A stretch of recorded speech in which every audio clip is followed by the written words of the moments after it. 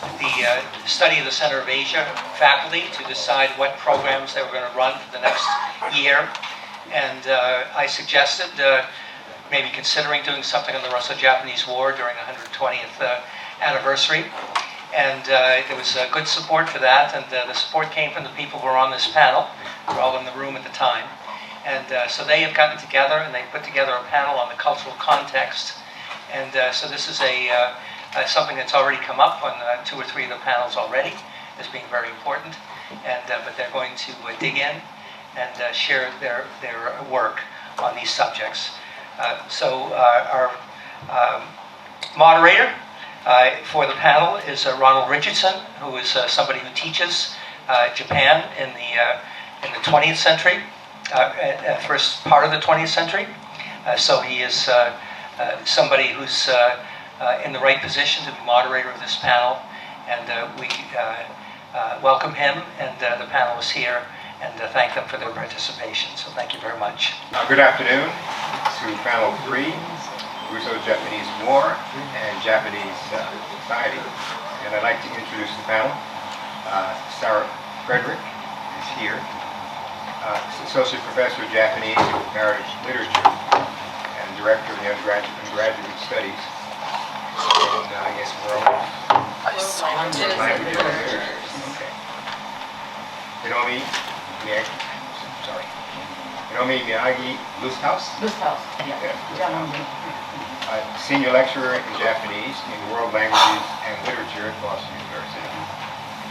And Alice Zhang, Associate Dean of the Faculty for the Humanities and Professor of Japanese Art and Architecture in the Department of History of Art and Architecture at Boston University. Keith Vincent, Associate Professor of Japanese and Comparative Literature and Women's Gender and Sexuality Studies at Boston University.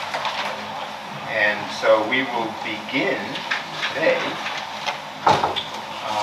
with Professor Zhang. Okay. Each speaker has 15 minutes to present. Well, first, before I begin, thank you very much to Grant for organizing us. It's been a huge endeavor and it's been a very successful one, so thank you very much. Thank you to all the organizers, and I hope you've had a chance to look at the digital exhibit that's right outside this room. I want to thank my students who worked with me. Oh, there she is, Connie Robles. Kind of great. So that's the graduate student who's helped me, and then last semester an undergraduate student, Ellie, who also was really helpful. We put our heads together and put it together. So I do hope you have time to take a look, because it's been a really amazing one, more than 160 years of Japan's participation at the various World's Fairs. I will read my talk because if I talk extemporaneously, we will still be here tomorrow, because this is a paper that's a strand of my ongoing work in progress, but also a very large ongoing interest in Meiji period exhibition history. For this particular paper especially, I'm going to frame the art and architecture from this time in transnationalism, which is appropriate for particularly this event. And in this instance, I'll be talking about, I'll just mention, given the short amount of time, the actual physical movement of people and objects and buildings and concepts from various parts of Japan and its emerging empire to St. Louis, which thankfully it's been mentioned quite a number of times for this World's Fair. And then, and also thinking about the many directional flows and translations that's necessary to carry out these very large-scale exhibitions. In particular, an exhibition of Japan outside of Japan at this one of the first World Fairs of the 20th century. So a little bit about the St. Louis Fair, or the official name, the Louisiana Purchase Exposition. It's really difficult to say what was the most notable highlight of this event. It was 7 months long. It was held in St. Louis, as I've already said, and the point was to celebrate the centennial of the eponymous land acquisition by the United States. So, anyone who's ever dealt with World's Fair history, you know that there's always a lot of publications in its own time. It's really marketing that talks about how amazing, fun, and important the event is. So the event had some breathless self-proclamations.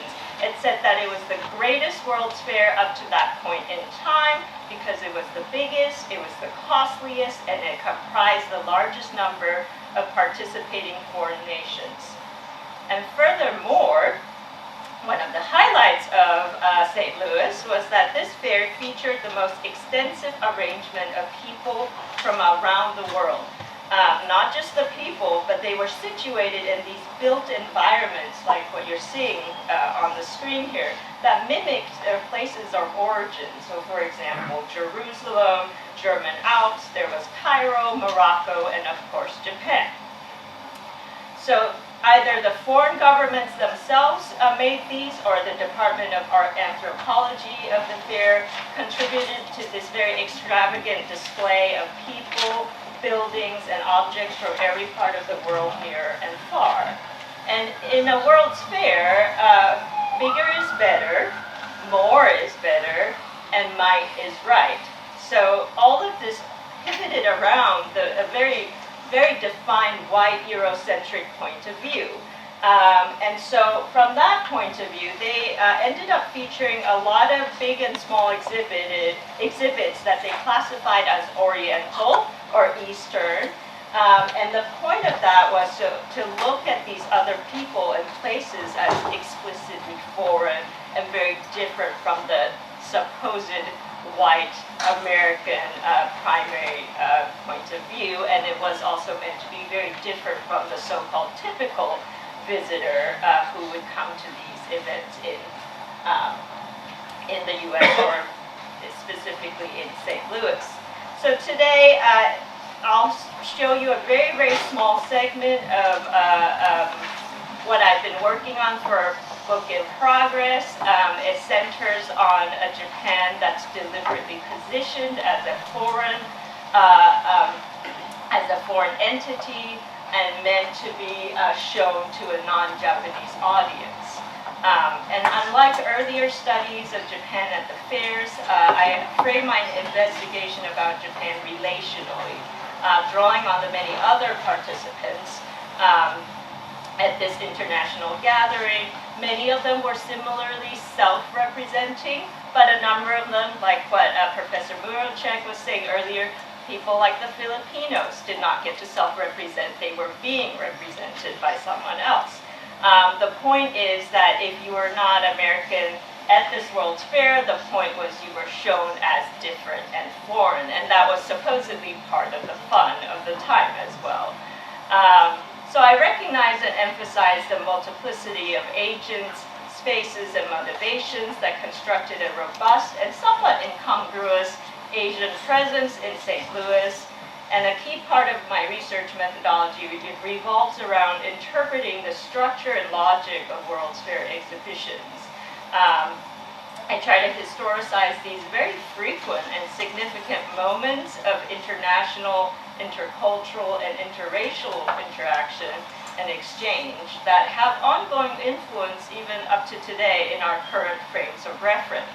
And many of you may or may not know, but this year, 2025, it's the latest World Expo or International Expo in Osaka.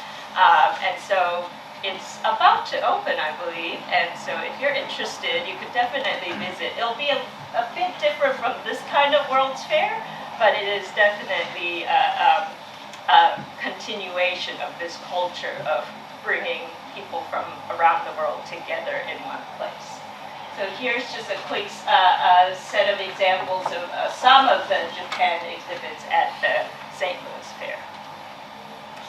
So when Meiji Japan's representatives entered this heterotopia of European-dominated fairgrounds, much akin to the Egyptian delegation described in Timothy Mitchell's now canonical study, The World as Exhibition, two factors worked against the Japanese.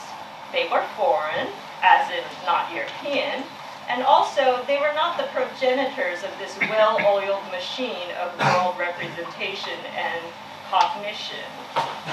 And so because of that status, they were relegated to the category of the objectified. They were the ones who were set up to be looked at, either admired or jeered at the pleasure of the viewer. And it really does not matter whether they were themselves the ones organizing the exhibit. I happen to show you two examples of them not being the organizers, but most of the time Japan actually did organize their own exhibit. But it doesn't matter. They still show up and they are just mostly being looked at and thought of as different and foreign. So, as Mitchell asserts, the age of exhibition was necessarily the colonial age. A nearly inexhaustible collection of objects, animals, and people were shipped in from around the globe, put in perfect order with certitude and authority as if it were natural and the only way to show them. The event inculcated visitors in a worldview lodged in an architectural reality without an original. This authenticity is much like what one encounters today when you go to the World Showcase at Disney World. And we all know Disney World over here is a progeny of the 19th century World's Fair. Japan, like the other nations on display, was an effect, a hyperreal simulation that overstimulated the senses through sight, sound, taste, and smell. So while the British and French pioneered the spatial prototype for World's Fairs, we start off in 1851 and continue on to Paris, usually featuring one huge central exhibition building. So you have Crystal Palace and then Palais Omnibus. It was really the Americans who elevated World's Fair exhibition design to the next level, stylistically, organizationally, and symbolically. I would say we start off first with Chicago in 1893, and then Buffalo in 1901, and then St. Louis in 1904, and that the Americans started this archetype of having a fully formed built environment emerge, like a mirage out of nowhere. The creation usually begins with destruction. They selected and cleared a site that could be more than 1,000 acres large, and they do that to fabricate a bright, clean new world from a tabula rasa. So within roughly a year's time, they create this whole mini city, including a range of gargantuan and miniature buildings, landscape, plumbing, sewage, electricity, roadways, tram system, police force, sanitation crew. They have workers, residents, hotels, restaurants, schools, a daycare sometimes, and even athletic facilities. So this is a fully planned urban form that actually approximates no actual city in the world. Yet it exudes a visual cogency that makes the fairgrounds an aspiration for real cities in an industrializing era. Take, for example, St. Louis Fair in 1904, which heralded the opening of the 20th century, yet remained in the mode of the 19th century exhibition. It still pretty much looked back to using European classical styles for the architecture. It had kind of matching heights and materials and styles for the major buildings. This is the major group that forms the main buildings. And then they even get a name here. Rather than the White City that Chicago had, this is called the Ivory City. They also called it the main picture, and that's how they play out the importance of the main sets of buildings. You might have noticed that both the Buffalo and the St. Louis aerial views that I've shown you, these are artist renditions. They're imagined bird's eye views of the event's totality, really to capture how monumental and coordinated and picturesque the entire fair looks like. And we augment the hyper-reality of these turn-of-the-century fairs by putting in various goods and pavilions and people from around the world in one place. this fair would be not just a city-making project, but a world-making project, because we have a very systematic arrangements of nations, ethnicities, cultures, and curiosities throughout this whole entire site. So in contrast to the coordinated architecture of the Ivory City, you can see that I marked out the places where the foreigners, the foreign pavilions were. It's not very visible, but here, I don't know if you can see this. This is Japan, and you can see Morocco's here, Jerusalem, and then you have France, Great Britain. It's too small for me to tell you what these are, but these are all the various foreign pavilions. And then you have the pike where the fun stuff is, and a lot of ethnicities are there too. And so the commingling seems haphazard. Japan here is put next to Morocco and Jerusalem, but if you're in a different event, sometimes they're next to Egypt, sometimes Siam. It just depends, and there's no rhyme or reason to this commingling. In this case, we have China next to Belgium. Brazil is across from France. All of this seems calculated, but also accidental. A lot of the times it just depends on how quickly a country acted to grab the open spot. France, in this case, gets a very nice large pavilion because they were a special guest of the Louisiana Purchase celebration. So they have a luxurious and very large spot, but you can see that in comparison, Siam is not considered very special, so they get one little spot for a very tiny building, so cramped that you can see in the same photo that the Nicaragua pavilion is kind of smack right next door. So that's the kind of politics that's involved. Architecturally, I go back to the Chicago World's Fair. Even though Japan sometimes occupies a whole entire island, like in Chicago, or a whole entire hill in St. Louis, there are ways of kind of other realities pop up. Like here, the fisheries building from another part of the fair just happens to be in the background all the time. In St. Louis, despite the very nice hilly, large location, the Ferris wheel always pops up because it's right next door to the Japan Pavilion. And you can see that the same Ferris wheel photo bombs everybody throughout the fair because it's just such a gigantic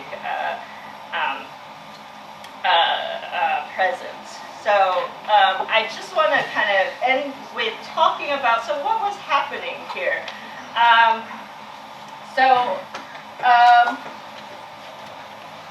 At the turn of the century, there was a lot of concern and agreement in Anglophone writing that Japan was being misrepresented. It was a very common refrain found in cultural guidebooks and diplomatic speeches alike.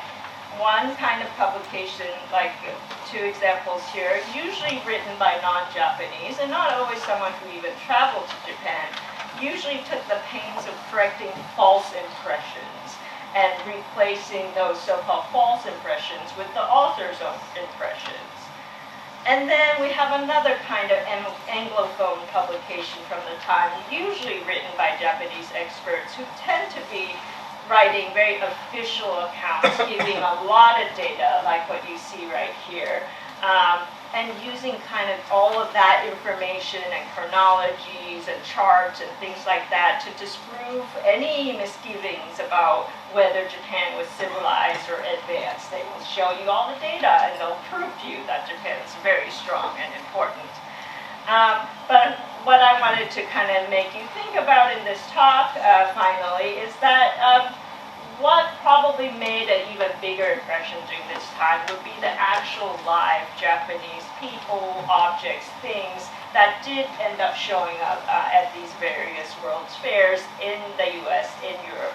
Because these were the live encounters that trumped these very tedious readings, like the charts and the data, because Japan just kind of pops up out of nowhere like a mirage on the corner of the fairgrounds. It's fully formed with mountains and waters, fish and fowl, flowering shrubs, and pretty women who danced and they served tea. And it felt very authentic because all of these things and people were shipped actually directly from Japan. But it was also very artificial because these were just ad hoc assemblages. They get taken down after 6 months and disappear. So these were the Japans that were both very real and also very unreal. And they purposely disrupted the ordinary rhythms and spaces for the visitors who were American.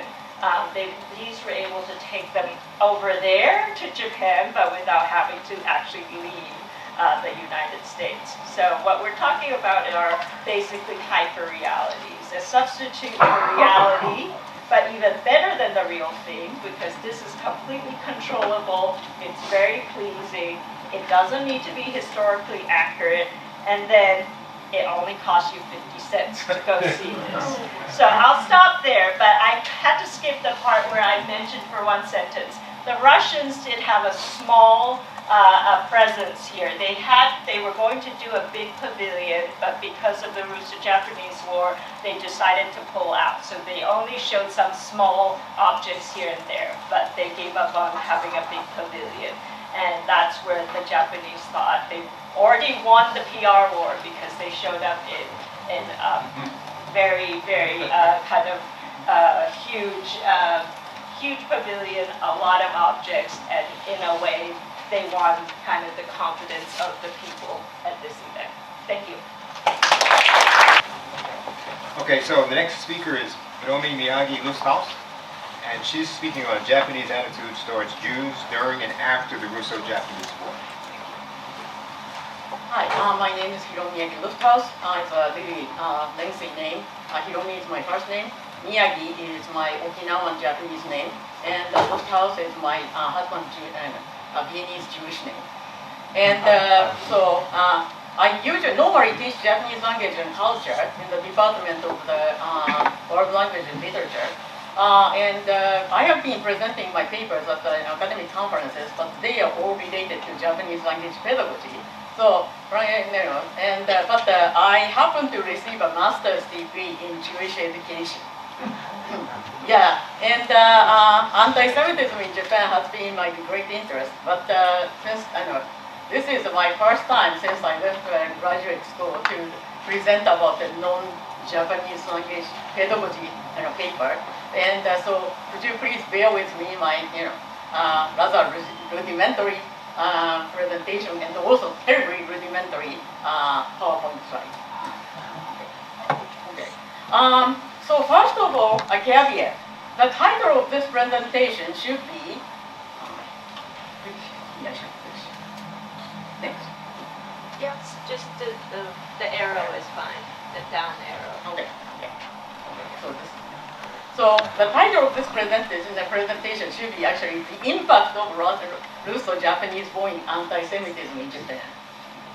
Yeah, and then. So some people might wonder why Japan, where there has never been a significant presence of Jews, and unlike nearby Korea, the Japanese population of Christians has been about 1%, has a problem with anti-Semitism. However, anti-Semitism certainly exists in Japan. And this is actually the photo which was taken about 20 years ago at the Kinokuniya bookstore, which is one of the major bookstores in Shinjuku. And so this is kind of sort of the Jewish section. And one of them, you can see that the book about Chibune Sugihara, who is called as a Schindler in Japan. But this is like a tactics of Japan, Jews, controlling the world, that kind of stuff. So, there are famous incidents such as the Marco Polo incident. This is this one. So in 1995, Marco Polo, which was published by the Bunge Shunju, a Japanese monthly magazine, published an issue including an article titled "The Post-War World's Greatest Taboo: The Nazi gas chamber Never Existed."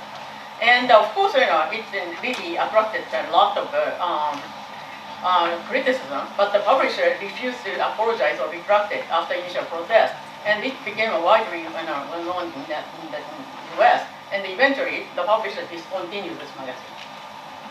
And one more thing, Takasu Katsuya blatant anti-Semitic tweet. Takasu Katsuya is a famous and very successful and influential plastic surgeon in Japan. And he has been tweeting blatant anti-Semitic comments on Twitter, now it's X. Despite the fact he was severely criticized by the Simon Wiesenthal Center. Actually, Simon Wiesenthal Center, this guy was a member of the American Association of Plastic Surgeons. And actually, because of Simon Wiesenthal's Center's pressure, they expelled him from the membership. But still, he's still doing, he's still spewing this stuff. And this one is that, what he said was, this is Takasu, and apparently this is his advisor, Dr. Kuroki. What he said was, I met Dr. Kuroki, who is an emeritus professor at Yale University. He told me how great the Nazism is. Yeah, but this kind of tweet in this country, or even in Germany or other European countries, as soon as it began, then I think this guy will be expelled. But in Japan, states, I used to be a very, very active in combating anti-Semitism in the Japanese tweet and Twitters, but didn't go anywhere. He still stayed in spewing. Yeah. And then, so I would like to, I cannot stop once I start talking about the recent cases of anti-Semitism in Japan. But in this presentation, I would like to add that the Russo-Japanese War as a turning point for the anti-Semitism in Japan. So, but there is a uniqueness of Japanese anti-Semitism. And so since the Japanese had hardly any encounters with Westerners until 1854, and the Jewish community there has been very small, and several Jews have been perplexed by the anti-Semitism in Japan. In his research paper titled "Ignorance, Respect, and Suspicion: Current Japanese Attitudes Toward Jews," an Israeli historian and the psychologist Rosen Kohner, who received a PhD from Tsukuba University in Japan, presented 7 differences between typical anti-Semitism in other nations and the Japanese version. So the first one is, since approximately 1,000 Jews live in Japan, and the Japanese do not, cannot differentiate between Jews and Westerners, it's all white people, right? So it's impossible to say the Japanese anti-Semitism has been evolved from their encounters with Jews. 2. Anti-Semitism in Japan started only in the 20th century, so it's not deep-rooted like anti-Semitism in Europe. 3. Since Judaism has never involved any sort of theological conflict with any leading religious practices in Japan, the Japanese anti-Semitism has no religious roots. 4. 5. Unlike Arab countries, anti-Semitism in Japan did not develop from any significant conflict with Israel. Actually, nowadays, it's becoming, unfortunately, what's happening in Gaza, it's kind of becoming known now. 6. Japanese anti-Semitism has never had any popular support, especially by the lower class of the society. 7. Anti-Semitism in Japan almost exclusively surfaced in written forms, and it has never posed by any material or physical threat to Jews. Mainly, various sects of Buddhism and Shinto, and Christianity has never gained a vast popularity in Japan, and so it's 1%. So then, thus, according to Kohner, it seems there is no particular reason that accounts for the sprouting of anti-Semitism in Japan. However, the lack of characteristics mentioned before still did not prevent several waves of anti-Semitism from arising during the 19th century. It's therefore necessary to explore the historical background of Japanese anti-Semitism. So there's no exact date known when Jews arrived in Japan for the first time. By the late 1860s, there were about 50 Jewish families in Yokohama, and the main port of Japan, close to Tokyo. Jews hardly left any impression to the local population. From a Japanese point of view, they are just a part of Ijin, means different people, means foreigner, in Japan. And indeed, at first Judaism was thought as a sect of Christianity. Since the Meiji Restoration in 1868, the new Japanese government engaged in modernizing Japan akin to the West, and it hired a number of Westerners to educate Japanese youth, and also started sending students to Western countries. After Western countries forced the Japanese government to lift the ban on Christianity in 1873, a number of missionaries arrived in Japan. And while missionarizing, they built schools and they introduced the most sophisticated education available in Japan.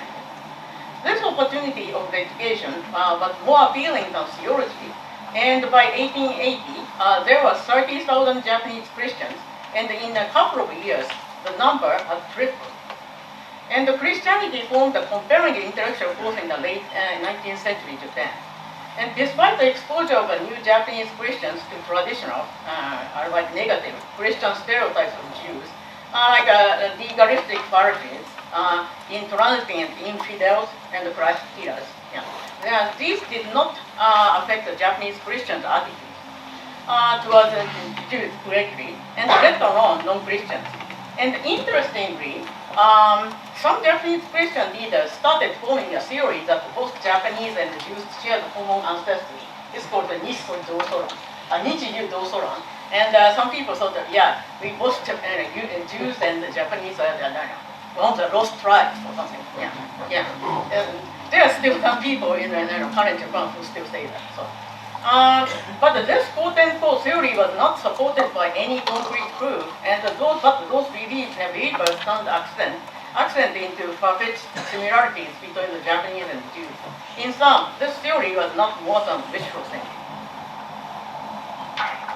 So, when the Western literature started to be introduced in Japan, Japanese translators had to rely heavily on foreign sources, such as dictionaries, to make some sense of unknown concepts, such as Jew. So many of those dictionaries define the word Jew in derogatory manners. Like this is, for example, the concise Oxford Dictionary of Japanese English. So define the word Jew as person of Hebrew race, extortionate, usurer, and a trader who drives hard bargains. That's very derogatory. And unfortunately, this influenced the Japanese concept of Jews. The first literature which influenced the Japanese populace was, of course, The Merchant of Venice. And it was originally translated under the title Jinniku Shichire Saidan. It sounds really, it's really, Jinniku Shichire Saidan sounds really, it's too much for me. Vulgarness is just too much.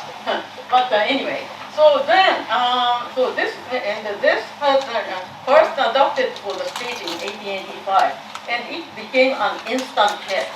And like Western society, and it profoundly affected Japanese depiction of Jews, which was represented by Shiloh, a stereotype of Jews in the West.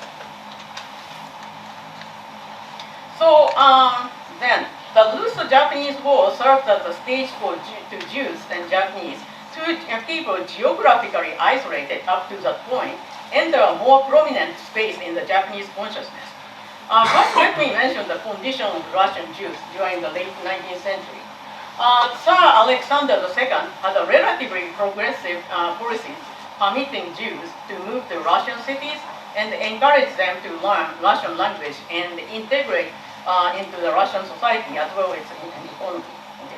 However, once Alexander II was assassinated in 1881, pretty much the new Tsar just pretty much rescinded what his father's policy, and then something called the pogrom, as it's known, had happened, and there are so many people in so many places, and pogrom is really kind of violent attack in Jews. And the pogrom had a profound effect in Jewish history. And between 1881 and 1917, some 2 million Jews left for the Russian, for the U.S. And then Ottoman Palestine. Okay, and this pride of the Russian Jews was well known to Jews in the West.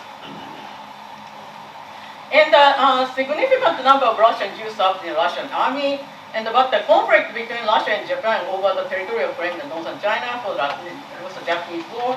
And but at first, Japan was not expected to win the war, considering the vastness of Russia, huge army, Romanov family connections, and enormous resources. So Japan desperately needed the funding, funding and, to continue the war, and dispatched a diplomat in London to borrow the money.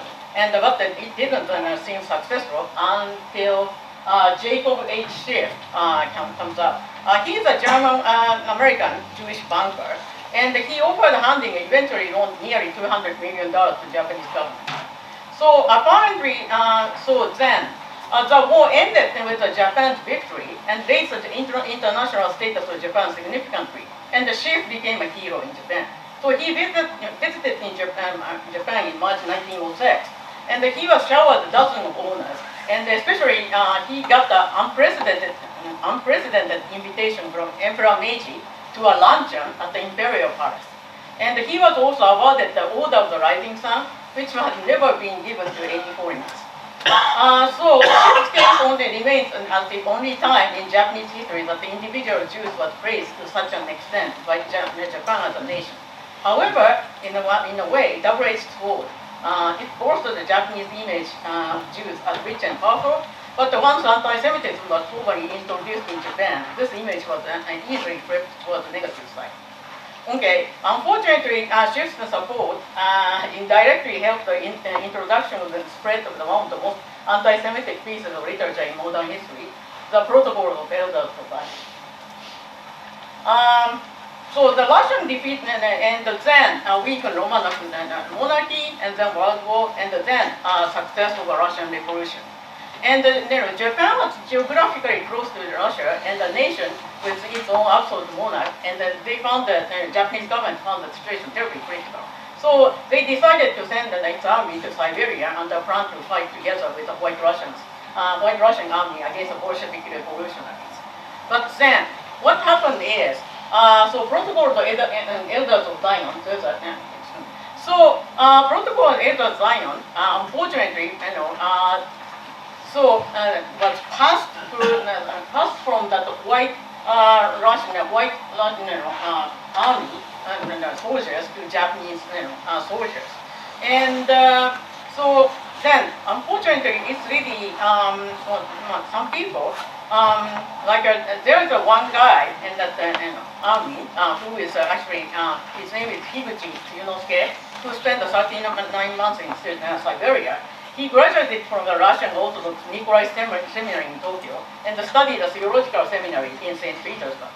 So he is very conversant in Russian, and then like people like Higuchi, so proficient in Russian, they could communicate with white Russians and read the original version of the protocol. As a result, they adopted Russian anti-Semitism as their own.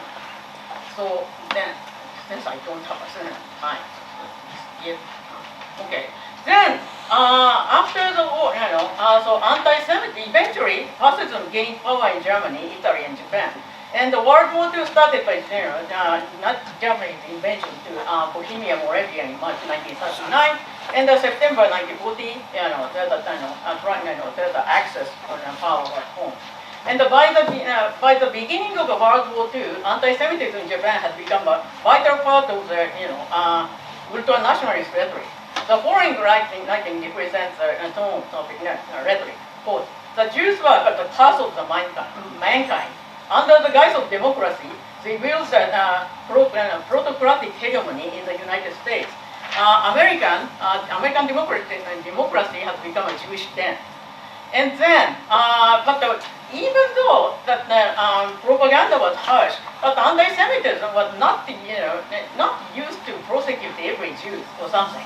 And that's a difference, great difference, significant difference between Nazi Germany's attitude towards Jews and Japan's attitude towards the Jews. And Japan needed a scapegoat to help its wartime propaganda, but Japan had hardly any intention to hound every single Jew literally. On the contrary, example, Fugu Plan. So Fugu Plan is devised by Japanese military leaders and the industrialists in 1934. Initial goal was to invite 50,000 German Jews to settle in Manchuria. Yeah, because Japan already created the Manchukuo, but this didn't go anywhere. But there was a plan. So, but then still, nevertheless, it certainly affected how the Japanese views the law, and the Japanese government uses anti-Semitism to quiet the dissensions on the home front and implement ideological conformity. Yeah, and my conclusion is pretty much, as I said earlier, the arrival of the protocols and elders of Zion in Japan made a significant contribution of shaping anti-Semitism in Japan, and it happened after the Russo-Japanese War. However, the war was the first time in history that the Japanese awareness of Jews took root, and together with Japanese exposure to the quote-unquote powerful Jews such as Jacob Shea, become an important factor of the growth of Japanese anti-Semitism. Thank you.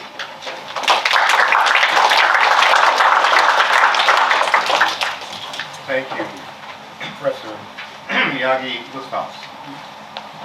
Now we will hear from Professor Keith Vincent, Let Loose the Hungry Dogs, Natsume Soseki as a post-Russo-Japanese war lecture. Thank you, Grant, for making this happen. It's I've learned a lot today, and thank you everybody for the paper so far. I'd like to start reading you a little excerpt from the story I'm going to talk about today. It's called The Heredity of Taste. Under the influence of the weather, even the gods run mad. A voice came shouting from within the clouds, "Kill men, let loose the hungry dogs." The voice shook the Sea of Japan into turbulence and rang as far as the ends of Manchuria. In immediate response to that voice, the Japanese and the Russians between them created a massive slaughterhouse 200 miles long and 200 miles wide in the plains of northern Manchuria. Then from below the end of that almost endless plain, countless packs of ferocious hounds like four-legged bullets, all simultaneously discharged, came flying up to cut across and to slit lengthwise the wind that smelt of blood. Dancing with joy, some mad god cried, "Lap blood," and tongues of devouring flame lit up the dark earth, where one could hear the bubbling sound of thick blood being swallowed. That's the opening of Natsume Soseki's novella, The Heredity of Taste. And if you know Natsume Soseki, you might be forgiven for not recognizing his style. This is not what we typically think of as Soseki. We think of Soseki as a writer who wrote books about family dynamics and domestic life of Japan's middle classes, about long simmering jealousies and love triangles, or about the anguish of male intellectuals. And yet it is Soseki. It's the opening of one of the first books he wrote. It has the strange title of The Heredity of Taste, or Shumi no Iden. I'm curious, has anybody read it in this room? Yeah, it's definitely one of his lesser-known works. Definitely one of his lesser-known works, but I think a really key work to understand who Soseki was as a writer. And I'm really grateful to have the opportunity to think about this novel in relation specifically to the Russo-Japanese War. I think it's an extraordinary text. I recommend that you all read it. As you can see, it is very much about the Russo-Japanese War. It is perhaps the most explicitly anti-war novel that Soseki ever wrote. He wrote it in the first 2 weeks of December 1905, taking a break from I Am a Cat, his first ever novel, which I assume more of you have heard of, probably, Waga Hai wa Neko de Aru, which he had begun writing in January of that same year, 1905. That was his first novel. That novel also, we don't think of it that way, but it's very much inspired by the Russo-Japanese War. When the cat, for example, finally decides to go about catching mice, he calls himself Admiral Togo Heihachiro of the Cats, and he ponders how to inflict claw damage on the Russian horde. There's lots of references to the Nishiro Senso in that book. Heredity of Taste is narrated by a scientist who speaks in the same pompous, know-it-all tone as Soseki's cat. It's interesting that the two books were translated by the same translator team, so they sound alike in English. But the story, such as it is simple. One day, the narrator finds himself in Shimbashi Station and is swept up in the crowd there to welcome back a general returning from Manchuria. The crowd yells, banzai, but the narrator finds the phrase sticks in his throat. Eventually, we learn that he's thinking of his close friend. He actually runs into a returned soldier who looks like his friend, and he's reminded of his friend, whom he calls Ko-san. This is a tall, good-looking, heroic type who perished in the Battle of Port Arthur. The story includes a graphic depiction of the way the imperial forces under General Nogi Marusuke sent thousands of soldiers to be mowed down by Russian fire until their bodies piled up to fill the trenches that the Russians had dug so that other soldiers could walk over them to their deaths. It's a powerful, gory, epic scene that portrays the senseless violence and mechanized death of modern warfare, certainly like nothing else Soseki ever wrote. I'll just read you an excerpt here. Here he's talking about his memories of his friend Ko-san. When one talks with Ko-san over a brazier, one's first impression is of sheer size. He's a big, fine-looking man, dark complexioned and with a thick beard. When he opens his mouth to tell an exciting story, his listeners have only room for Ko-san. Forgetting the things of today, the things of tomorrow, even about one's own enraptured self, nothing remains but Ko-san.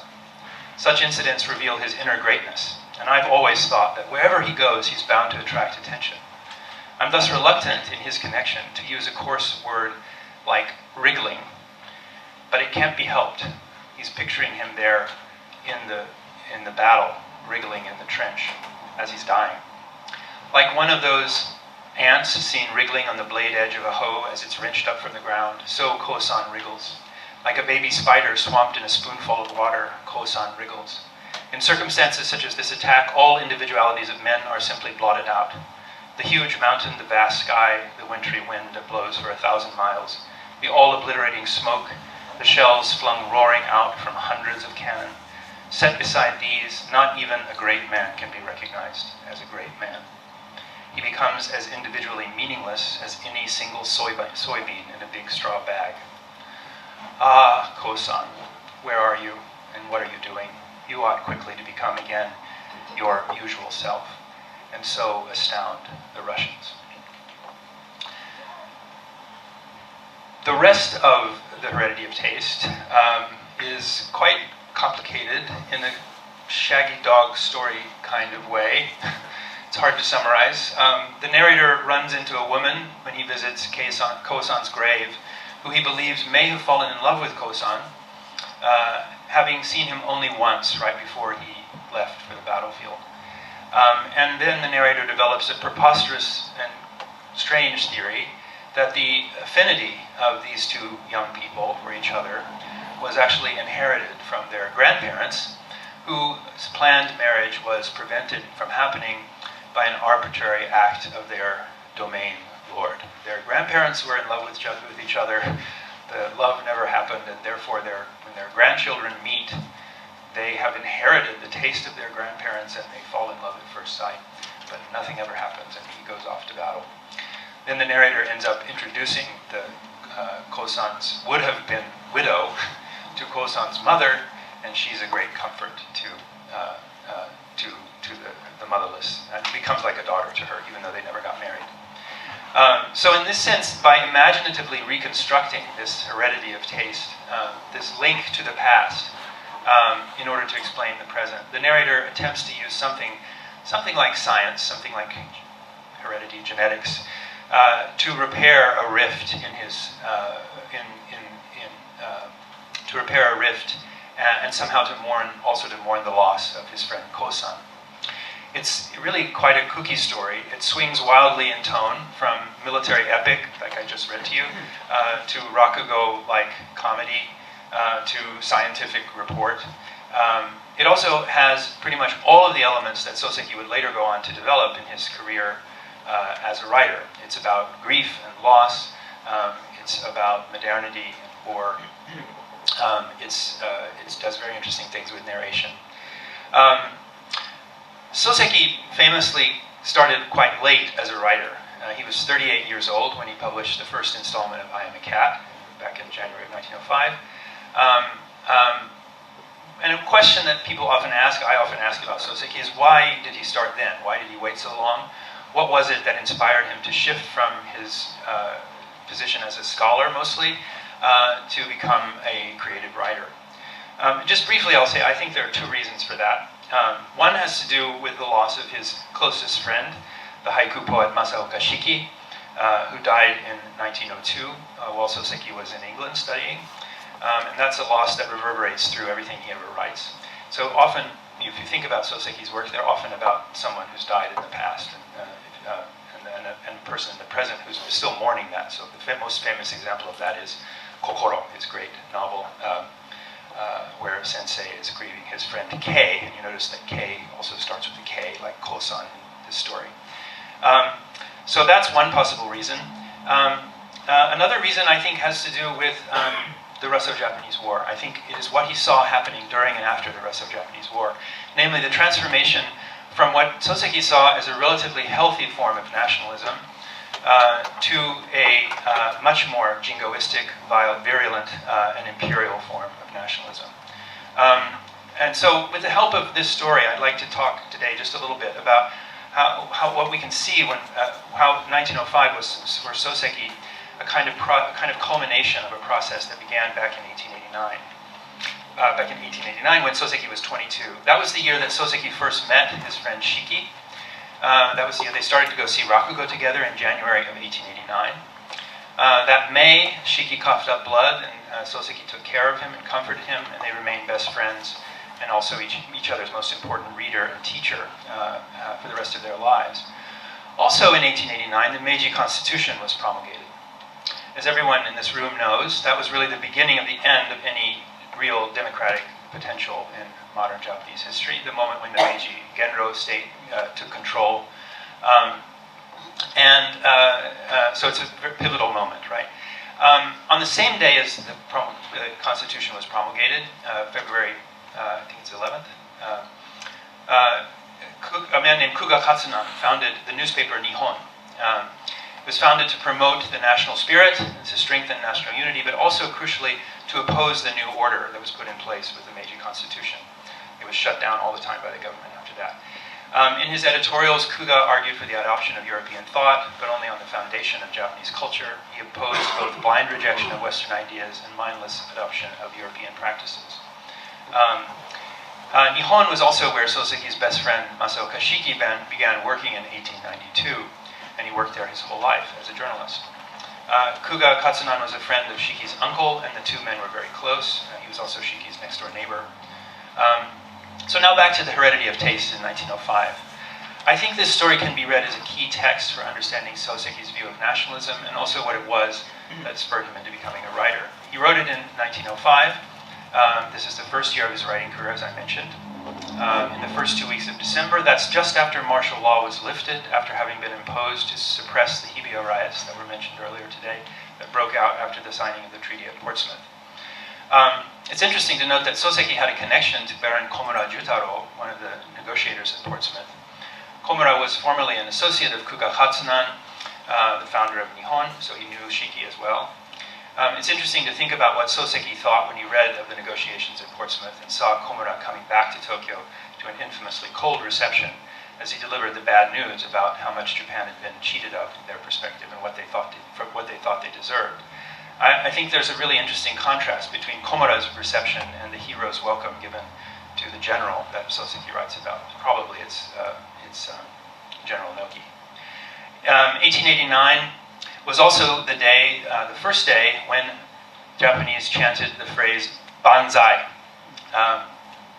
We think of that as an ancient phrase, but actually it was a modern invention. This was on the occasion of the promulgation of the Constitution. Of course, people had said a version of that for centuries to praise the emperor, but they said Banzai or Mansai, one or the other. One is the Kangon, the other is the Goon. It was determined by Toyama Masakazu, who was a professor at Teidai at the time, that they needed a phrase that tripped off the tongue a little bit better and that you could yell better. So they took the ban from banzai and the sai from mansai, and they made a portmanteau word which was banzai. And the closest comparison I can think of is the word homosexuality in English, which is a strange, freakish combination of Latin and Greek that would never have been used in the ancient world, but is created in the modern world for a new need. So it was Toyama Masukazu who suggested it be pronounced banzai. They practiced it in the Faculty Assembly of Tokyo University on February 5th, and then on the day of the promulgation of the Constitution, at 1:15 p.m., when the Emperor and Empress left the palace in a carriage drawn by 6 horses, Toyama led 1,000 students of Teidai in chanting Tenno Heika Banzai. In Shumi no Iden, Soseki writes, "A battle cry says, 'Wah!' And in that wah, there is neither bad taste nor good sense. There is neither reality nor irreality. There is neither falsehood nor compromise. There is wah and nothing else. Such crystallization of spirit, so totally exploded, sends shock waves out in all directions. Waves with the sound of wah. That sound is not demeaned with such meanings as can be found in banzai, help, or I'll kill you. Wah is itself all spirit. It is soul. It is essential man. It is sincerity. I believe that not until one has attained the condition of being able to hear the ring of that sincerity can one truly feel sublimity in this, our human world." This is ironic, by the way, in case you're missing it. When one listens and is able simultaneously to hear the sincerity of several tens, several hundreds, several thousands, and several tens of thousands of people, then and only then can that feeling of sublimity rise to the supreme, the stupendous level of heaven. Those strangely refreshing tears which I shed when I saw the general were, or so I fancy, my own poor body's reaction to the consciousness of heaven.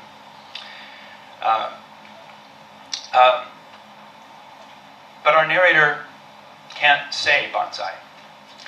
Soon thereafter, from the platform, maybe 150 yards away, comes a shout of banzai. In deep successive waves of sound, the world roars ever nearer, drowning out the tail end of the starving man's remarks. "Banzai!" bellowed everyone around me. Hardly had that greeting died away when a general, his right hand raised in a military salute, passed directly in front of me. He's a light-built man, deeply sunburnt, and sporting a grizzled beard. "Banzai!" Once again, the crowd around me shouted 10,000 years of honored memory onto the general's back. And so did I. Well, almost. In fact, though, I know it sounds odd, never till today has banzai passed my lips. Not so far as I know that I was ever told not to shout it, nor do I hold as a matter of principle that so to shout is wrong. It simply is that in circumstances when I actually yearn to cry it aloud, nothing comes out, as though it were some pebble in my throat. Banzai jams in my windpipe, and try as I may, I cannot be dislodged. Though I strain till I'm blue in the face, not a peep emerges. But now, for quite some time, I've been determined in celebration of this joyous day to emit a banzai. Indeed, I've been keenly looking forward to the arrival of this opportunity, and in the words of my neighbor in the crowd, I thought I'd have no need whatever to worry.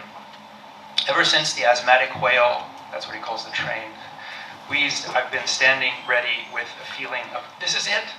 Thus, when the crowd roared out, I'd expected blindly to join in. And as a matter of fact, I did force banzai up as high as the root of my tongue. At that very second, the general went by. I saw that his skin was tanned. I saw the pepper and salt of his beard. And in the instant of that scene, the emergent banzai lodged in my gut. Why? How should I know? It's possible that Soseki was among the Todai students who were the first to cry banzai back in 1889, but I like to think that he and Shiki were off somewhere watching Rakugo instead. Okay, thank you, Professor Vincent. The next speaker is Professor Sarah Frederick, who will speak Russo-Japanese War and the Birth of Shoujo Culture. Thank you so much for this wonderful conference. I think this is the last talk, so thank you for your patience making it this far, and thank you to Grant for organizing everything. I'm more of an expert in print culture and the 1920s and 30s history and literature, but I delved into my pretty vast collection of girls' and women's magazines to see what I might find there related to today's topic. Shoujo is a Japanese term referring to adolescent girls, a category now known beyond Japan by the world of anime, manga, even entered into the Oxford English Dictionary in 2011. It's also used commonly in things like the Cool Japan campaign, and shoujo culture has become part of soft power diplomacy. It literally means not fully woman. Shoujo generally refers to the time between later childhood, like around 8 or 9 years old, and marriage. It is considered a modern category whose use expanded in the early 20th century, highlighting the long time of relative independence for young women associated with a modern school system that was expanding rapidly at that time. The Upper School Act of 1899 expanded all education and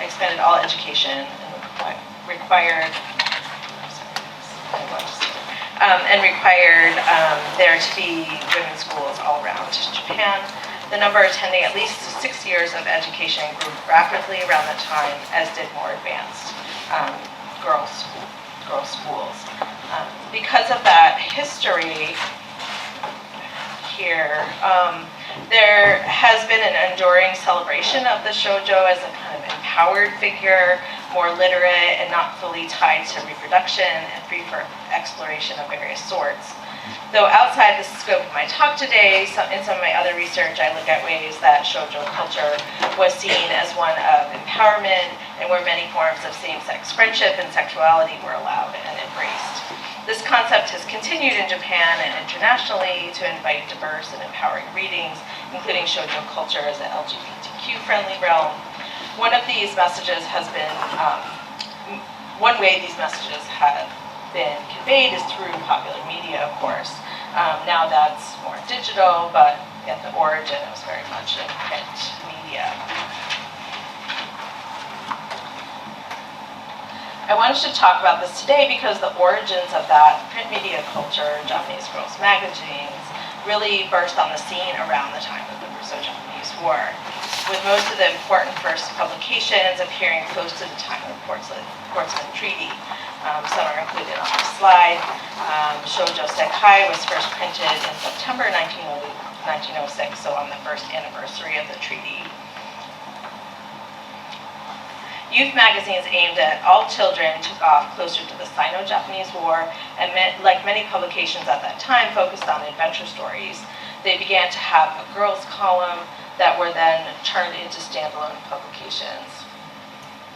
For good reason, scholarship frequently frames these publications in terms of their relationship to gender roles, whether it is to show the promotion of feminine domesticity on the one hand, or to show, on the other, how they provided a new space for young women's personal expression, artistic output, or community building.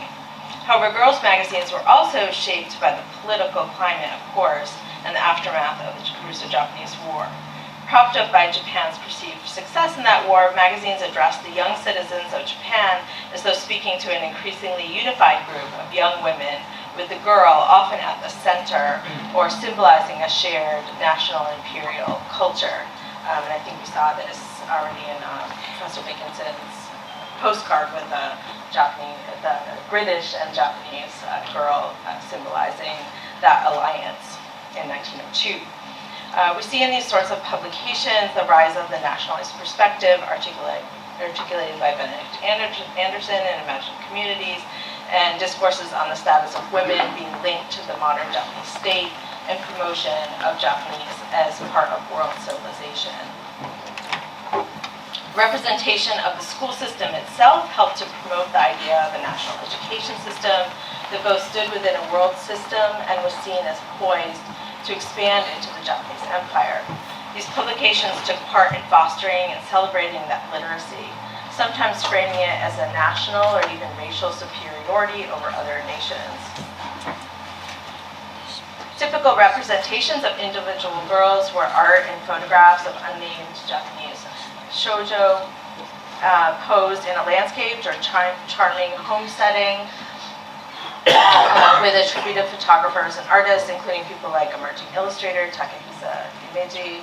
And these sorts of images are the ones that are most taken up in exhibits and studies of these sorts of publications. However, a few other common types of representations in these publications were much more tied to the Russo-Japanese War and emerged especially between 1906 and end of Meiji in 1912. Among these were representations of girls from military families and girls connected to the imperial family.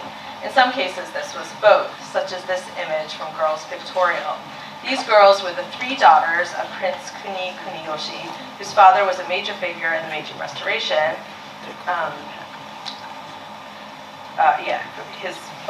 Kuni's father was a figure in the Meiji Restoration and had been granted a branch line of the imperial family as Kuninomiya. Prince Kuniyoshi himself was a field marshal in the Russo-Japanese War and in the Japanese First Army under Kuroki Kamemoto. Another image of him. He remained in the military into the 1920s. Meanwhile, the oldest daughter in that first photo I showed would go on to marry the crown prince, who became the Showa emperor, or known in English, I guess it's Hirohito. Here the girls were posed with classic iconography of early 20th century girls' culture, including piles of roses at their feet. They're wearing matching Western dresses, and bows also indicated their wealth and showed a kind of aspirational, but not common appearance for girls at that time. And another mark of shifts in imperial culture, while Kuniyoshi's father had about 18 children with 5 or more formal wives, or nyobo. Kuniyoshi's generation was during a move towards monogamy in the imperial family. This value system was also subtly promoted in girls' magazines. So you see this family trip. I think there's also here you see also the global influence in views of what a family should be, and even using the British royal family as one model of how the imperial family should be constructed. This is from later in the 20s, the same family represented on a family trip in Japan and presented as a modern family in this manner. One element of such trips was to highlight the reach of the imperial family, that the periodicals themselves were also reaching beyond Japan into the growing empire. And we have clear evidence that they were read in Korea and later Taiwan and Manchuria, as well as, of course, the US and other Japanese diasporic communities.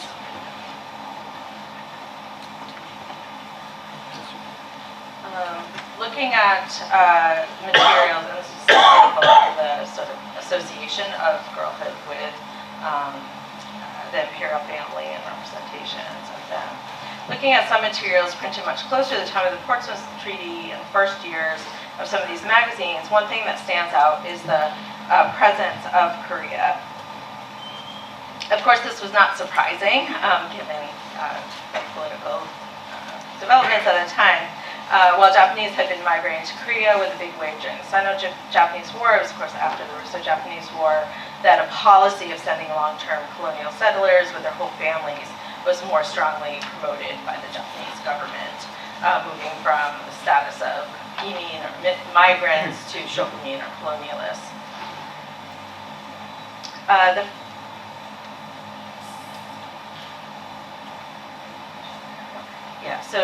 In these magazines, you see all kinds of reader submissions and reader letters, and they will usually identify where people are from. For example, like Asakusa or Tokyo, but you begin to see letters and submissions from people marked as Japanese living in Korea.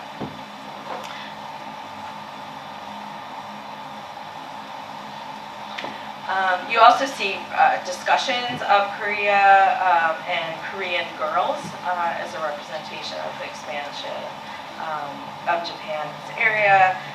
For example, one of the major people to formulate images of Koreans was Mitani Tamiko, a Christian educator who was in charge of Korean study abroad students at Joshi Gakuin, but also had visited some Korean schools. Though she seems to actually have pretty limited knowledge. She gave a lot of interviews for newspapers, but also published her remarks in girls' magazines, such as her piece regarding the Korean shoujo, who she says are now our sisters. This is in 1910, so a little bit later, obviously, after the annexation. She criticized school facilities in Korea dismissively as dirty, but then also praised what she liked about the Korean girls as being respectful of their elders, outgoing, and strong students. During this time, images of Korean girls with landscapes in the foreground also appeared on the pages of the magazines. These are very similar to the types of images of Japanese girls that we saw earlier, framed in the same way, and framed their relationships, as Mitani had put it, in a form of sisterhood, though clearly of a hierarchical sort, with Japan at the place in the civilizing world. The other thing you get a lot of at this time is these kind of articles about girls of the world representing, and this I think resonates with many of the talks that we discussed earlier, and the move towards thinking of Japan as having a special place or a place in the world community. Many of these articles had a pretty racist kind of attitude. This is not the slide I'm showing, but one of the articles was posed as a humorous piece by Takeda Oto. He contributed a piece where he sort of lightheartedly and offensively referred to compared household items to represent races of the world, like sugar cubes as white Europeans, and copper coin like the natives of various areas. So it's really racist stuff. He goes to the first Indians, Africans, and egg soap is the people of Asia. I hesitate to even read this because it's very offensive material, but this is aimed at 8 to teenage girls at this time. I think that in looking at this kind of material, it's important to consider and recognize that history, and that at this moment is when you start to see racialized views of the Japanese girl and a discussion of race in general appearing here in this popular culture. I think that's particularly so because many of these works to this day sort of shows of culture to this day is also presented as a form of cosmopolitanism, and that is an element of it, but I think we also need to properly historicize and critique the emergence of race in this type of popular culture.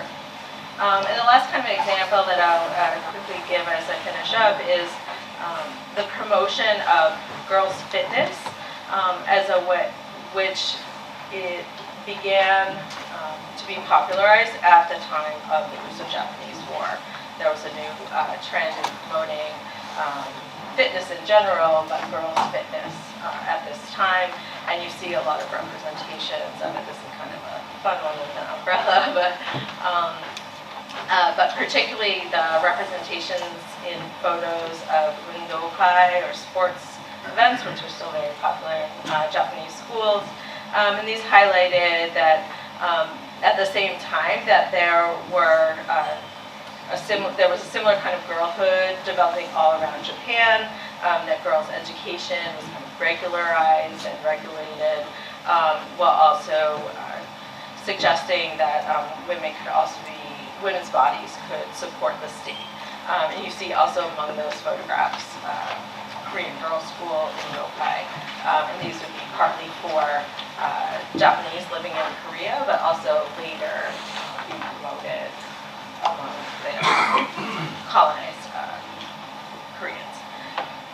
So I will finish up here, but I just wanted to think about the ways that we should consider this kind of history in what is still a popular topic. Many people who take my classes like to read shoujo genre, fiction, anime, and so on. And we often think of it as a very empowering, as I said, very empowering kind of discourse, and I think it is.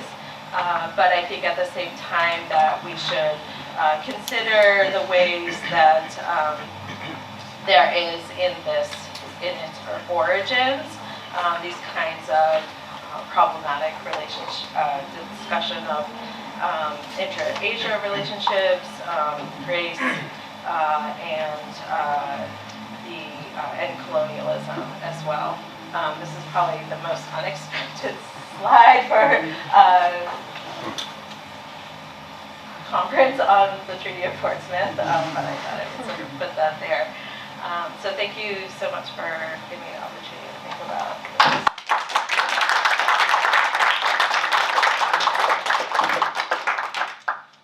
Oh, I suppose this is working, right? Okay, I'm gonna stay here. And I'll time myself. I suppose it's incumbent on me to try to make some comments about the presentations. And I'm probably not going to do it in order.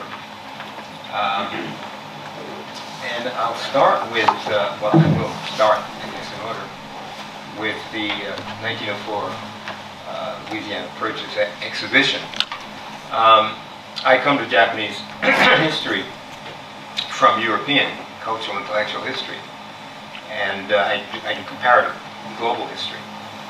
So I'm interested in the global context in which Japan emerged from the middle of the 19th century. And that context is frequently described as the new international order that the United States and Great Britain, France, etc. Imposed on Japan. What is generally not indicated is that this is not simply a global international order, it's a white supremacist international order. Because white supremacist values were at the cutting edge of this new world system. And that was apparent to any people who were the subjects of Western colonialism. So the response to it is naturally contextualized within not simply this is a new global system where you have putatively equal nations that respond to international law rather than to the prior so-called East Asian system dominated by China with status, etc., tribute relations, etc. The race is not always mentioned. It depends on the position of Japan, how it waxes and wanes within this situation, within this context. And I think that 1854 represented, of course, a crisis. We all know that for the Tokugawa Bakufu. But to the samurai from Satsuma, Choju, Tosa, who carried out, led, spearheaded the Meiji Restoration, I think it also represented an opportunity because here was the chance to create not simply a independent Japan. In other words, so obviously they were concerned to preserve Japan's independence, but also to create a powerful nation state by, in effect, using elements of this newly imposed international order. And one of the places, after the Restoration, that I think you can see this pretty clearly, is in the Iwakura mission to the West from 1871 to 1873. And the secretary to that mission compiled a lot of notes and culled those and published 5 big volumes full of information. And this mission was very impressed with the way the United States, Great Britain, and Germany particularly organized themselves. And they investigated, they visited factories, munitions plants, and they visited museums, and particularly in England. And one of the values I saw in museums is that museums indicated the progress of civilization. And here was a group of people who were going around the Western world to find, to discover, and bring home international, quote-unquote, best practices and that they could use to construct a powerful nation state. They visited Switzerland, very impressed with Switzerland, but they by no means wanted to be the Switzerland of the East. One of the most impressive meetings they had was with Otto von Bismarck, a dinner meeting, and Bismarck was sympathetic to them, and he said, look, you're like we were, you're like the way Prussia was in the 19th century, early 19th century. we were kicked around. We had no respect. We didn't gain respect until we began to build a powerful military based on a powerful industrial base. And of course, Japanese leaders had already realized that that's what they needed to do. So this really impressed them vividly. So we want to use, the museum example is that, so we need to build a powerful nation state. We need to turn our people, our Japanese people, who belong to this kuni, Han, we need to turn them into citizens. And one of the ways to do this is to represent graphically, physically, the progress that we've made. And museum is one way of doing it. Magazines are another way of doing it. The Japan Graphic during the Russo-Japanese War. They had a special edition on the Russo-Japanese War. During the Russo-Japanese War, I'm skipping around now, during the Russo-Japanese War, the send-off tours where the troops would move through Japan towards Kyushu, and they would have farewell celebrations at each place the train stopped. Local groups organized these celebrations, and through that process, they developed a sense of nation, a sense of being Japanese.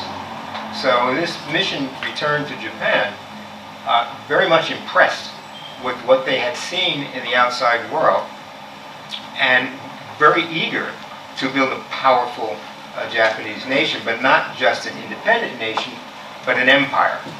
And one of the reasons for that is because they were impressed with the idea, in an imperial age, that you could not be an independent nation without the resources, human and material, of an empire. This is the Great Russian Empire, the Austro-Hungarian Empire, the British Empire, the nascent German Empire. So this is what we want to do.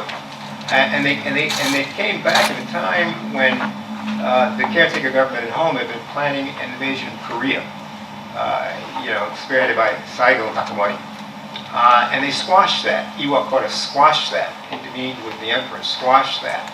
Saigo Takamori and Itataki Taisuke subsequently resigned from the government. Saigo went home and ran military academies. Itataki began the people's rights or popular rights movement.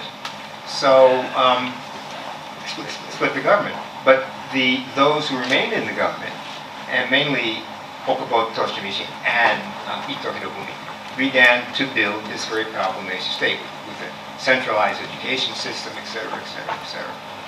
And the goal was then to not simply preserve independence, but to use the international order in order to achieve power status. In other words, I'm saying, I think their goals are underestimated. They underestimate their goals. We simply say they were simply reacting. And one of the things they immediately did in using that was to, instead of invading Korea, which they thought could provoke a war with China, which they weren't yet prepared for, and with the possible intervention of Western powers, was to send a punitive expedition to Taiwan, because Aborigines there had killed 80 or some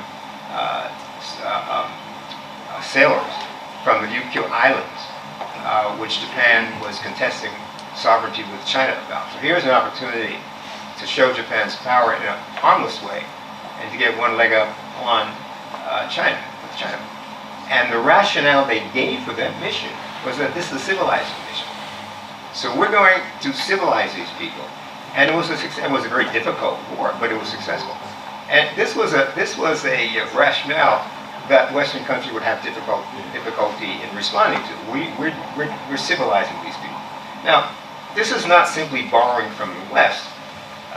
During the Tokugawa period, and even in as early as Heian times, there had been expeditions against the Emishi, the northern barbarians, and the Tokugawa, had Matsumai daimyo were in control of Hokkaido, and from time to time they take over. And this was rationalized. They didn't use the term savagery then as sort of civilizing mission, not in those words. So when the Russo-Japanese War occurred, one of the strains, and there was some opposition to it, there was a peace movement in Japan. One of the strains was that this is a civilizing mission against Russians who were variously, at times, described as barbarians and then at times described as a worthy enemy. So this discourse of civilization was frequently deployed, right, used. So in the reports we've heard, it was very important to substantiate Japan's image as a civilized nation, and the World Fair provides the opportunity for doing that. You're participating in a global event, which sort of has a hierarchy unintentionally of nations, and you're demonstrating that you are part of this global order, but you have a distinctive culture. And in terms of Soseki, I mean, one can speak volumes about Soseki. That Heredity of Taste is a remarkable book. Obviously, it's anti-war, but it strikes me somewhat as a sort of a ghost story. And it reminds me of Izumi Kyoko's short story, One Day in Spring, where a man meets a woman in a temple. But to me, one of the interesting things about this book is how he uses this notion of hereditary transmission. And again, I want to contextualize this, because he does cite Spencer, and he does cite Haeckel and other European writers.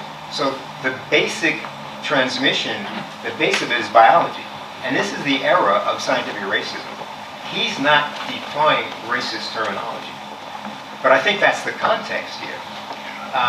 And he links it with the traditional notion of karma.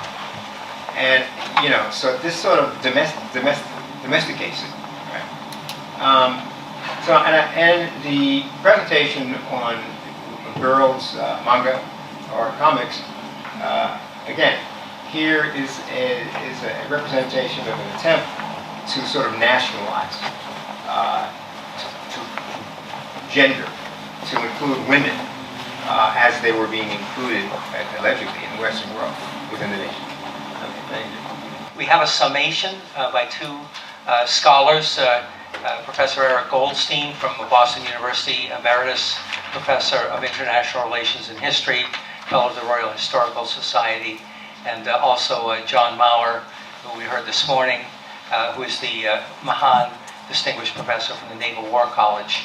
And they're going to make some summary remarks here today, and they haven't had the benefit of actually reading the papers before the conference, so it's based on being here all day and absorbing material.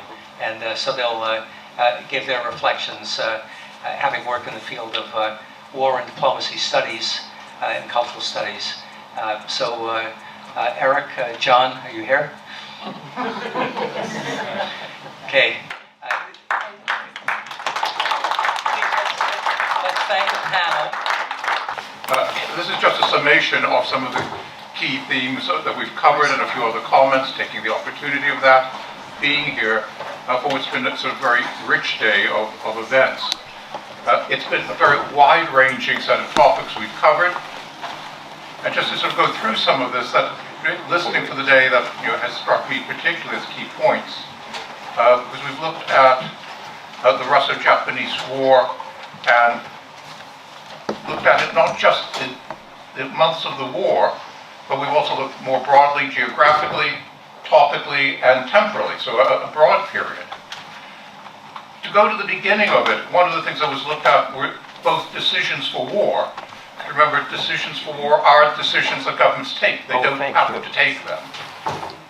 Likewise, decisions for peace, which is what we're commemorating here today. It's the anniversary that, in the end, they decided on peace, but why they did it. One of our colleagues at Boston University, Cathal Nolan, wrote a book, The Allure of Battle, in which he studies the fact that governments always think they're going to have some knockout battle. For some reason, wars will always be over with by Christmas. And that great decisive battle almost never happens. Most wars end because the sides begin to get exhausted, and as we heard here today, either they're beginning to run out of resources, in Japan's case financial and perhaps logistically, or out of will to continue, as we were hearing about Russia. By 1905, both sides were not wanting to continue the struggle because of those key issues. The decisive battle really never happened. Nice as Tsushima was, it wasn't going to end the war on land. It just gave a moment to pause to take that often crystallizing moment and say, okay, let's see. There's a willingness to negotiate that happens. This goes back to the issue of atmospherics we've talked about on and off. And that's an interesting dimension we have here, is that issue that was brought up by our speakers from Portsmouth, citizen diplomacy in Portsmouth.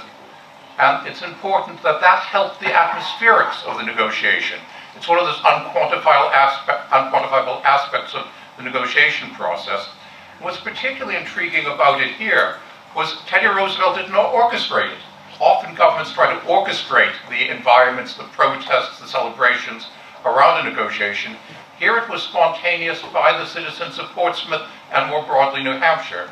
I think that's one of the really interesting and intriguing aspects of this particular event. So equally important to looking at the military and the political diplomatic aspects were the cultural dimensions we were hearing about. And since Andre Momalea gave us a summary of sort of the morning bit, I'm going to focus a bit more on that bit. The World's Fairs, a particularly interesting aspect in all of this. It's both sort of the World's Fairs in cultural terms, but they're also part of the diplomatic world. World's Fairs are part of international relations. They're countries turning up in other countries, sort of trying to express themselves. I'll come back to that in a moment. There was also an impact in literature we heard about, from the poetry of Tagore to the works of Soseki, and just there was a passing mention of Tolstoy, who wrote one of his last letters, one of his last pieces, was sort of an anti-war letter, interestingly, which appeared in the Times of London. Again, so speaking to sort of the English-speaking world's role in this, which I do want to come to. Japan was better at public diplomacy. That's a term that really only entered the discourse in the 1960s, but it does capture a concept of when governments make use of cultural aspects. The World's Fairs are part of this aspect, promoting a national image, promoting a national identity. And you learn a lot from seeing how countries project image. Japan is good at this. Russia isn't so. They decide not really to turn up at the event. They miss the opportunity because they're not seeing the role that public opinion is increasingly important, because you don't have it in Russia, which is why it explodes in revolution, whereas Japan is learning about the importance of this, as we heard, as Japan begins this progressive democratization that's going on. Also, by the way, just in passing, again, something we couldn't talk about, is how well, particularly Japan, worked with what we call the media, the journalists in Portsmouth. Another important dimension here. Russia to an extent, but also the fact that Teddy Roosevelt made certain there were good relations with the media here as well. The global impact is something else we looked at. So it's important sometimes to pull back the lens. It's not often done in analysis. I think we were doing that today by looking at things in all its dimensions. So some of the themes that I saw emerging is, of course, Japan as a rising power and the role it sees itself playing. And it wants, and this was very well brought up by Professor Dickinson's comments, it wants its centrality noticed. Russia seems to have a mixture of paranoia and sclerosis in its decision making. And maybe this is part of where the analysis goes wrong. I will just say as an aside, maybe it is sometimes a characteristic of how Russia has operated more than once. But the United States, under Teddy Roosevelt, he seizes the opportunity and the moment to move the United States from being a peripheral power to being a central actor. And that's a significant shift in world affairs.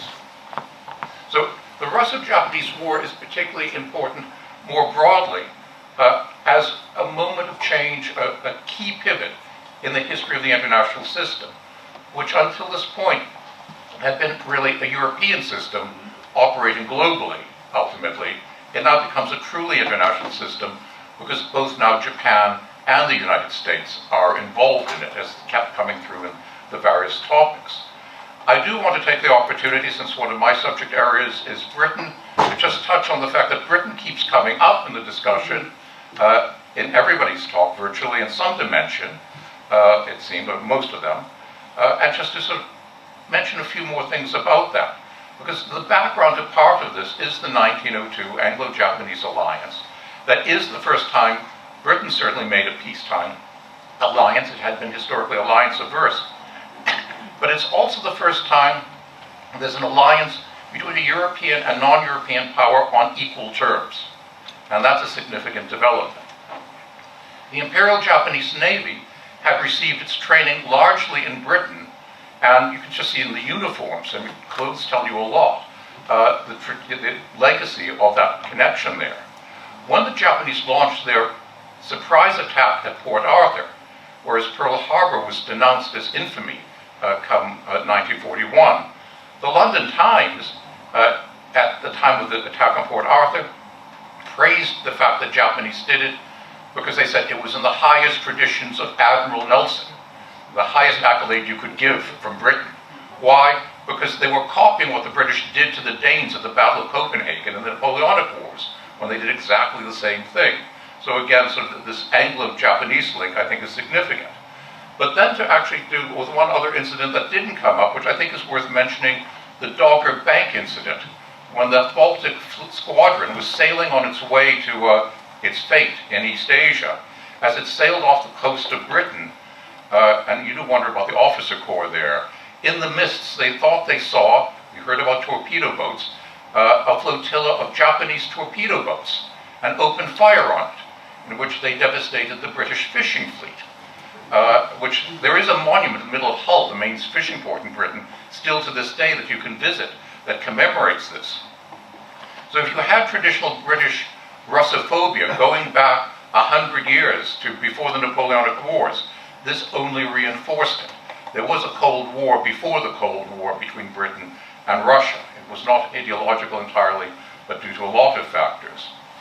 One other point to mention was the role of royal diplomacy. Both Britain and Japan are empires. Of course, so is Russia. The king is a cousin of the Tsar, Nicholas II. He knows that he's not the brightest spark around. But the British have decided that the Japanese imperial family is an interesting family. And remarkably, the highest award you can get in Britain is the Order of the Garter. It can only be given to Christians. Except there was an exception made. The Meiji Emperor was awarded the Order of the Garter in 1905. No clearer symbol could be sent that Japan had reached equal status than this award. And to leap ahead, we saw an image of this related to it. In 1921, the heir to the throne, Hirohito, visited England, where he was shown around by the British Prime Minister, Lloyd George. This was really elevating the status of Japan. And the fact is, in this period, we talk about Britain's special relationship. It's usually referred to as being with the United States. It's really with Japan in this era. The American relationship will come later. So there are lots of legacy issues that we could look at, and I'm only going to touch on one other that we could have talked about and didn't have time. The award to Teddy Roosevelt of the Nobel Peace Prize in 1906 by the newly independent Norwegian parliament, which had just broken with Sweden. And maybe the timing of that was to recognize Teddy Roosevelt's role, but it was also useful to the new Norway, which was looking to build better relations with the United States, because it's awarded by the Norwegian Parliament, which of course is a political body.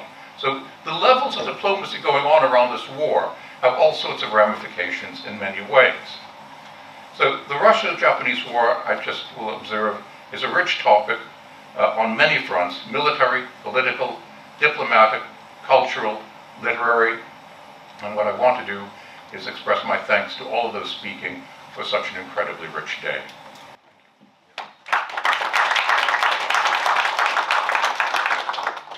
I want to pick up on the Dogger Bank incident that you just mentioned, Eric.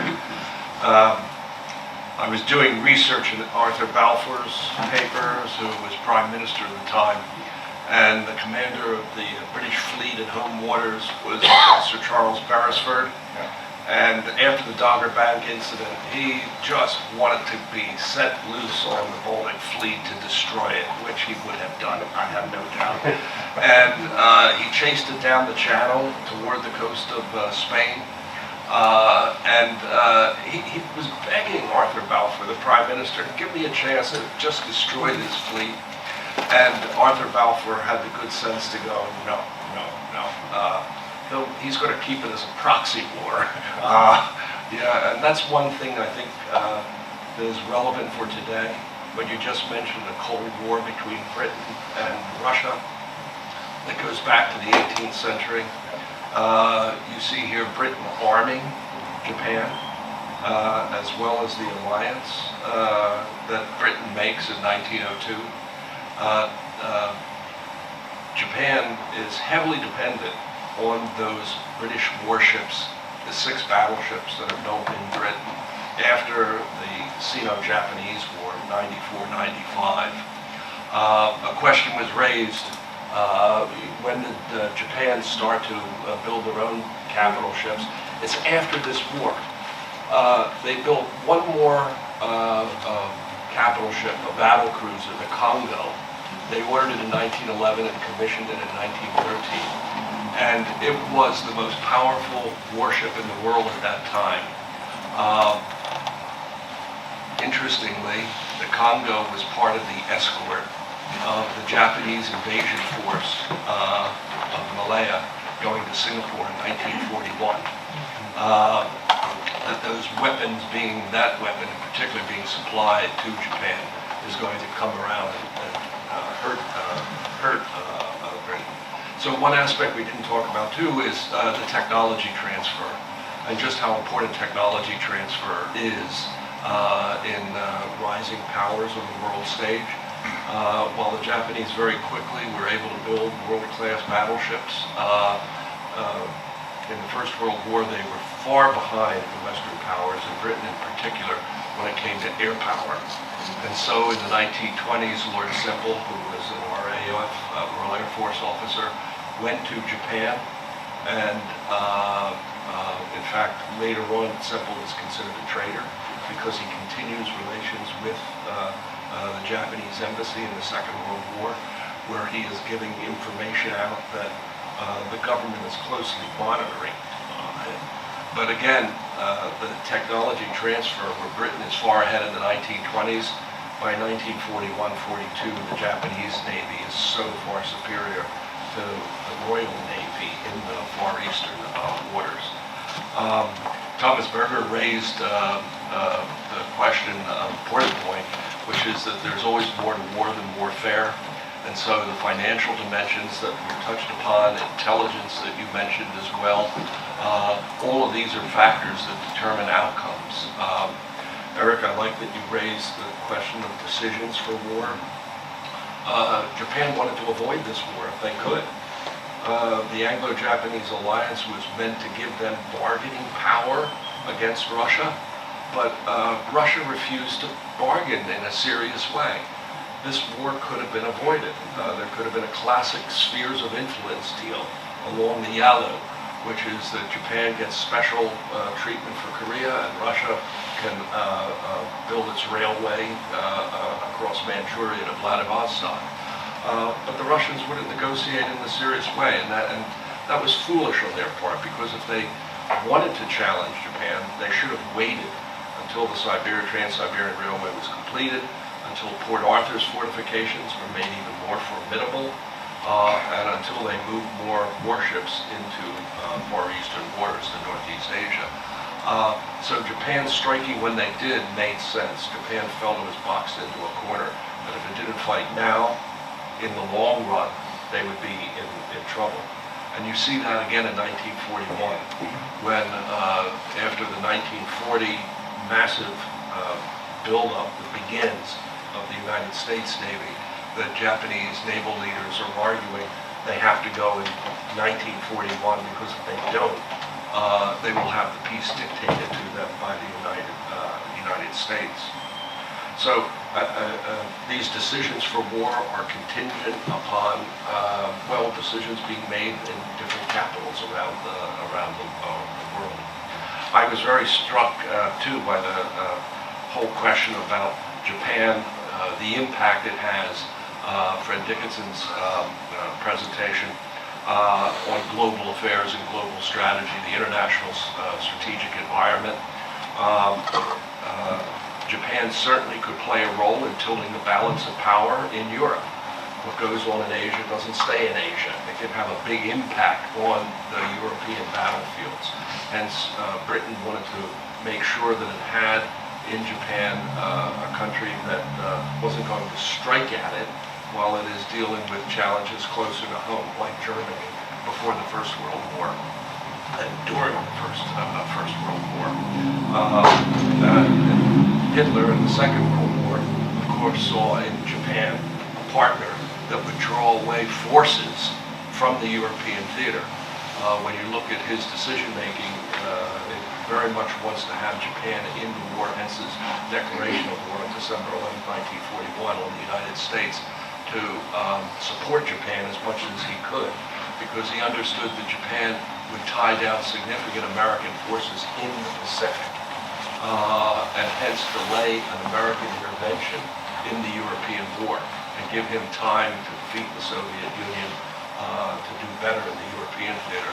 So clearly Japan has, throughout the 20th century, is an important power, not just in the region, but in the overall global international security environment. Japan's importance as a military power is one that transcends Asia itself. Again, I was struck also that in the discussion about the 1920s, that Japan was on a trajectory there that was leading it toward cooperation, or what we might call the responsible stakeholder in the international system. Japan's economy was growing. It was knitted together with the international economy at the time. Naval arms control. We met it in a book on the Washington. How many years ago was that, Eric? Too many. Too many. Yeah. I mean, our book on the Washington Conference. Again, Japan is very much playing a responsible role there. Being humiliated in some part in the minds of Japanese naval officers that they're given a 60% ratio. There's something of an unequal treaty there when it comes to naval armaments. But nonetheless, Japan played that role both at Washington and then at the London Conference of 1930. And again, if you look at the leaders of the Second World War in Britain and the United States, Winston Churchill and Franklin D. Roosevelt, in the 1920s, they're saying Japan is that responsible stakeholder. There is nothing inevitable about a clash of Britain and the United States against Japan. I recommend an article written in 1923 in the journal Asia by Franklin D. Roosevelt, where he says that all the tensions between Japan and the U.S. have either been resolved or on the path of being resolved. And then that's a hard article to find, by the way. I don't know if it's on JSTORs or not. I have a hard copy somewhere in my files. But you can find in Foreign Affairs in 1928, you can go online and get that. Franklin D. Roosevelt writes the Democrats' point of view on foreign policy. If Al Smith had been elected president rather than Herbert Hoover, FDR was laying out what the Democrats' foreign policy would be. Of course, he was running for governor of New York that year, and he bucked the Republican tide and was elected in New York when the Republicans won big otherwise. But when you read that Foreign Affairs article, what he says in there is there's only excited admirals in the United States who envision some future war in which either Japan invades the U.S. or the U.S. invades Japan. And of course, flash forward 15 years or so, and he is authorizing the planning of the invasion of Japan. But in 1928, he doesn't see that conflict. So I think it's important to think about when we talk about inevitable changes in the international environment, the rise of China or whatever, that we think about that there really is nothing inevitable. I like the phrase that you had about choice, how important choice is. Finally, I was very taken too with the last panel and also with the discussion about the World's Fairs and the rest. And I was struck that they were a substitute for reality in some way. It is a way to showcase your own country, to an international audience. I was also struck that all these world fairs, they try to build themselves as a gathering without parallel, was one of the quotations that I heard for the Columbian exhibition. And I want to say, Grant, that this conference is a gathering without parallel.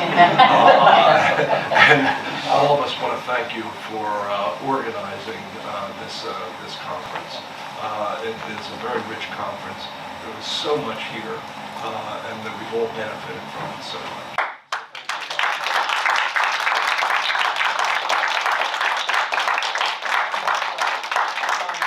Thank you very much. I think that will bring us to a conclusion, and I think I've been so thrilled by the speakers, by the faculty members, both from Boston University, the dozen who come up from Newport, others who come from other institutions interested in this subject, by the 40 students or 50 students who have come through to attend as their class is permitted, part of this, and the 20, 25, 2 dozen members of the general public who took the time to come here today and to spend the day with us, and from Newport and from Portsmouth and everywhere in between. So thank you all very much.